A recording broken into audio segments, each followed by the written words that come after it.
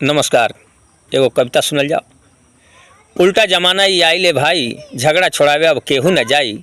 उल्टा जमाना ई आइले भाई, झगड़ा छोड़ावे अब केहू न जाई। गौवे के लइका सब कल हल झगड़ा, आ छोड़ावे जे गइल ओपर केस भइल तगड़ा। गौवे के लइका सब कल हल झगड़ा, छोड़ावे जे गइल ओपर केस भइल तगड़ा।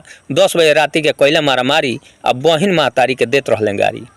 10 बजे राती के कैला मारा मारी, बहिन महतारी के देत रहले गारी। केहू अब जागल रहे, केहू रहे सुतल, आ हल्ला गुल्ला सुन केहू जल्दी से उठल। केहू अब जागल रहे, केहू रहे सुतल, हल्ला गुल्ला सुन केहू जल्दी से उठल। दारूबाज लइका ऐसन कैले तमाशा, सिर पर सवार रहे दारू के नाशा। आगे पीछे कूदत रहले इनकर बाप माई, आ झगड़ा छोड़ावे अब केहू न जाई। झगड़ा छोड़ावे अब केहू न जाई। दारू के नाशा ऐसन चढ़ल कपार पर, आ झगड़ा कर चल अइले हमारी दुआर पर। दारू के नशा ऐसा चढ़ल कपार पर, झगड़ा कर चल अइले हमारी दुआर पर। 10:30 बजत रहे, जरत रहे लाइट, अब बाहरा निकल के तनी भैनी हम टाइट। 10:30 बजत रहे, जरत रहे लाइट, बाहरा निकल के तनी भैनी हम टाइट। तनिको ना असर भइल हमारी ये बात के, आ गुस्सा में बोले लगले हमरे के डांट के। तनिको ना असर भइल हमारी ये बात के, आ गुस्सा में बोले लगले हमरे के डांट के। कहनी कि ये बाबू हमके मत बोल, आ नाशा में मस्त बड़ा आँख तनी खोल।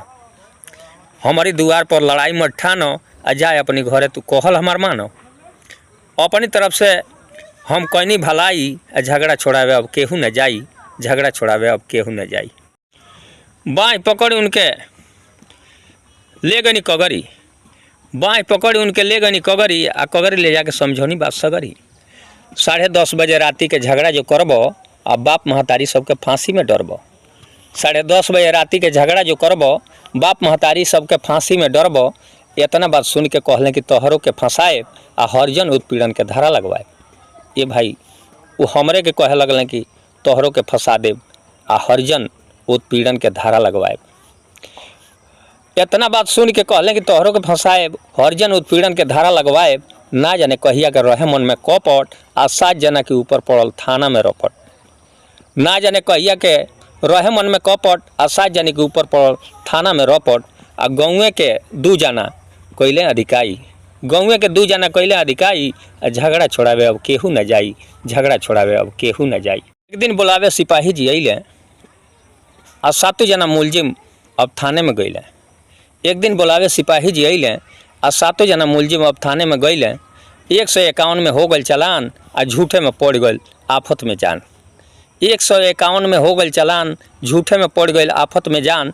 14 जमानतदार अब लगल खोजाए, आ अंगुरी पर पाही ध के लगल गिनाए।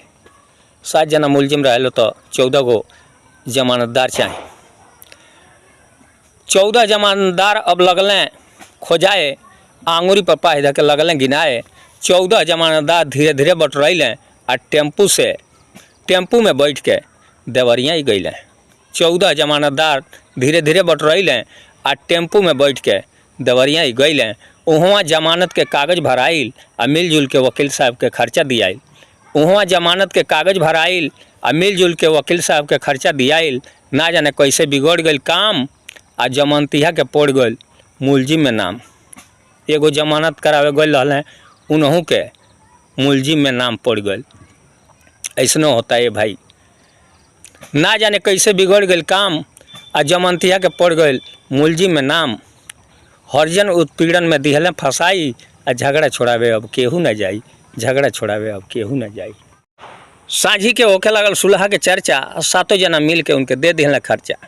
साझी के होखे लागल सुलह के चर्चा, 7 जना मिल के उनके दे दिहले खर्चा। अब बड़ी मुश्किल से भइल मैटर ये सुलह, आ धीरे धीरे गाँव में ये बात भइल खुलाहा।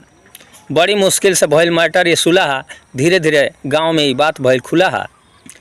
ये बबुआ आपस में मिलजुल के रहो, ये बबुआ आपस में मिलजुल के रहो, आ पी के दारू उल्टा सीधा केहू के मत कहो। ये बबुआ आपस में मिलजुल के रहो, पी के दारू उल्टा सीधा केहू के मत कहो। कहें कुलबोरंदास बतिया सच्चाई, झगड़ा छोड़ावे अब केहू न जाई। झगड़ा छोड़ावे अब केहू न जाई। उल्टा जमाना ई आइले भाई, झगड़ा छोड़ावे अब केहू न जाई। झगड़ा छोड़ावे अब केहू न जाई। धन्यवाद।